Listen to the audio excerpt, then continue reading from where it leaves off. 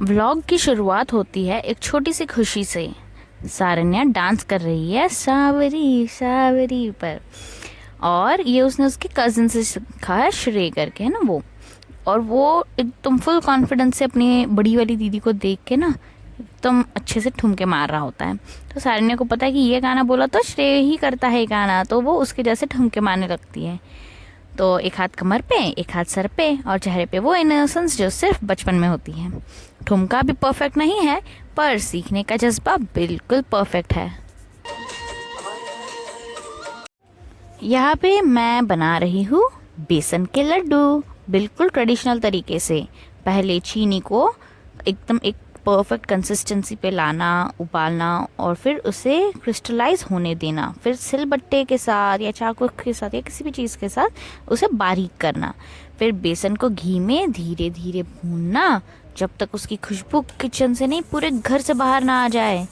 आज के टाइम में लोग बिस्किट केक बना रहे हैं, प्रोसेस्ड बिस्किट को और प्रोसेस करके, और मोदक बना रहे हैं, वो चॉकलेट मोदक।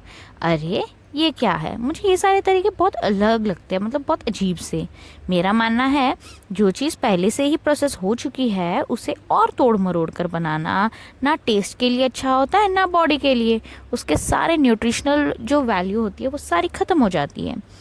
ज़िंदगी भी शायद ऐसी ही है, स्लो पकाओ, धीरे बनाओ, अप्स एंड डाउन्स के साथ। बस ये मुझे भी ले जाना है यहाँ से, और हम जहाँ जाएंगे वो सरप्राइज़ है। फिर यहाँ पे ना सारन्या मेरे साथ ही बैठी है, उसके पास भी मैंने एक छोटी सी कढ़ाई दी हुई है, और मैंने उसे थोड़ा सा ना लड्डू का मिक्सचर दिया है। उसका प्लान लड्डू बनाना कम मिक्स करना और ज़्यादा खाने में है। और ऑनेस्टली वो बिल्कुल ठीक कर रही है, मैं भी ऐसे ही करती थी। फिर नेक्स्ट क्लिप में ना सारन्या अपनी डॉल के साथ खड़ी है। आजकल वो हर चीज़ डॉल के साथ ही करती है। सोना हो, बाहर जाना हो, खेलना हो, रोना हो, डॉल हमेशा साथ ही चाहिए। ये वो फेज़ होता है जहाँ बच्चे ना इमेजिनरी इमोशनल अटैचमेंट बनाते हैं। साइकोलॉजी के हिसाब से ये सिक्योर अटैचमेंट का साइन होता है। जब बच्चा अपनी फीलिंग्स को किसी ऑब्जेक्ट पर प्रोजेक्ट करता है, इसका मतलब ये नहीं कि वो लोनली है, इसका मतलब ये होता है कि उसके इमोशंस डेवलप हो रहे हैं। शायद आप नोटिस करते होंगे कि घर पर सारन्या अक्सर बिना कपड़ों के होती है। ये कोई स्टाइल नहीं है, ये पॉटी ट्रेनिंग का हिस्सा है। पहले जब भी कपड़े गीले होते थे तो वो अनकंफर्टेबल फील करती थी और खुद बोलती थी चेंज करो, क्योंकि गीले गीले हो जाते थे। पर धीरे धीरे उसने पहले ही बताना शुरू कर दिया, और उसके बाद नेक्स्ट स्टेप आया, कपड़े ही नहीं पहनना। जहाँ खड़ी हो वहीं हो जाता था। 2-4 बार फ्लोर प्ले हुआ, फिर रोने लग जाती थी। फिर उसने खुद ही कनेक्ट कर लिया कि वॉशरूम जाना है आने से पहले। आज जब मैं ये वीडियो बना रही हूँ उस टाइम तक तो वो एक अडल्ट की तरह जाती है, खुद वापस आती है और फिर खेलने लग जाती है। लर्निंग जब फोर्स नहीं होती तो नेचुरली स्टिक करती है। फिर नेक्स्ट क्लिप में मैं अपने पापा के साथ ट्रैवल कर रही हूँ।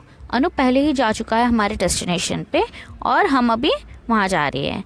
तो हम पहले दिल्ली जाएंगे और वहाँ से फिर नेक्स्ट पार्ट हम दूसरा करेंगे। तो अभी सारन्या से ना विंडो से बाहर देख रही थी, और जो जो दिखता है ना वो मुझे एक्सप्लेन करती है कि बाहर ये है वो है। मैं उसको सिखाती रहती हूँ कि क्या है, जैसे विंडमिल्स देख के वो कैसे ऑपरेट करता है वगैरह। कुछ कुछ चीज़ें वो ऑब्जर्व करती है, कुछ कुछ चीज़ें अभी उसके लिए डिफ़िकल्ट है, बट जैसे जैसे मैं बार बार समझाती हूँ ना तो वो समझ भी जाती है। और इसीलिए हमें कभी ना ये नहीं कहना चाहिए कि अभी तो छोटा ही कहाँ समझेगा। नहीं नहीं, बच्चे अगर बार बार एक चीज़ सुने ना तो अपना भी दिमाग लगाते हैं। फिर ट्रेन में उसकी मुलाकात होती है एक छोटे से बेबी से, और इस बार तो वो मुझे छोड़कर बेबी के पास चली जाती है, उसकी फैमिली के पास, और ये पहली बार हुआ है शायद। फिर एक्शन से बात करना, ताली बजाना, स्माइल्स एक्सचेंज करना। बेबीज़ ना शब्द नहीं समझते पर इमोशंस पूरी तरह समझते हैं, और ये बात सारन्या को अच्छे से पता है, तो वो भी तालियां बजा के ना उसका अटेंशन गेन कर रही थी। दिल्ली पहुंचकर सारन्या तो अपने नीरवी दीदी के साथ लग ही जाती है। कैरम बोर्ड निकलता है, हंसी मजाक होती है। हम यहाँ सिर्फ एक रात और शायद आधे दिन के लिए है, पर बच्चों के लिए टाइम का मतलब थोड़ा अलग होता है। मेरे पापा भी साथ है क्योंकि लंबा सफ़र है और बच्चा भी है और काफ़ी सारा लगेज भी है इस बार, तो वो छोड़ने आए हुए हैं। नेक्स्ट मॉर्निंग हम अपनी जर्नी के नेक्स्ट फेज़ के लिए निकलते हैं। इस बार मैंने फ़र्स्ट क्लास का टिकट बुक किया हुआ है। मैं पहले कभी फ़र्स्ट क्लास में ट्रैवल नहीं करती थी, स्लीपर ही मेरी दुनिया थी, एसी भी नहीं। पर माँ बनने के बाद ना सेफ्टी और कंफर्ट का मीनिंग पूरा बदल जाता है, हम ना चाहते हुए भी। ये डर शायद हार्मोनल हो, पोस्टपार्टम हो या बस माँ होने का इफेक्ट हो। मैं अभी भी ब्रेस्ट फीडिंग कर रही हूँ, 2 साल से ज़्यादा हो गए। इस एज में पीस और प्रोटेक्शन सबसे पहले आता है बच्चे के लिए। कुछ लोग कहते हैं इतना कंफर्ट दोगे तो बाद में स्ट्रगल कैसे करेगी। मेरा मानना अलग है। 5 साल तक बच्चे को सिर्फ प्यार, सुरक्षा और एक्सेप्टेंस चाहिए। उसके बाद दुनिया खुद सिखा ही देती है, रुकती थोड़ी ना है अंत तक। जिंदगी पूरी जर्नी है और हम सब आखिर तक प्यार ढूंढते ही रहते हैं।